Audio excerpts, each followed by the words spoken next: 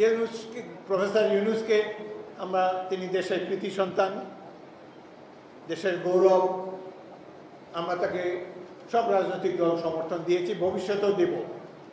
কিন্তু তিনি আমাদেরকে আশাহত করেছেন। বিশেষ করে তিনি অসত্য কথা বলবেন, এটা তো আমরা কখনো কল্পনাও করি না। তাও বলেছেন বিদেশে।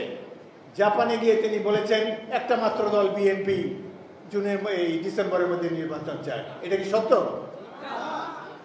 42টি দল তার সামনে গিয়ে বলেছেন যে আমরা ডিসেম্বরের মধ্যে নির্বাচন চাই।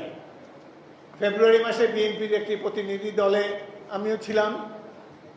প্রধান উপদেষ্টা সকল রাজনৈতিক দলকে আহ্বান জানিয়েছিলেন সেদিন।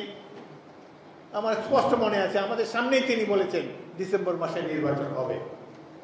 2-3 দিন পরে এটা পরিবর্তন হয়ে গেল। বাসের চেয়ে কঞ্চি দল, তার যে এই যে কয়েকটা উপদেষ্টা বা সচিব টচিব আছে, প্রেস সচিব, এই সচিব, ওই সচিব, কিংবা যাদেরকে কাউকে সচিবের মর্যাদা, কাউকে এই মর্যাদা, ওই মর্যাদা দিয়ে তার আশেপাশে রেখেছেন, এরা তো মনে হয় যে প্রধান উপদেষ্টার চাইতেও বেশি রাজনৈতিকভাবে তারা পরিপক্ক। এদের বয়সই বা কত?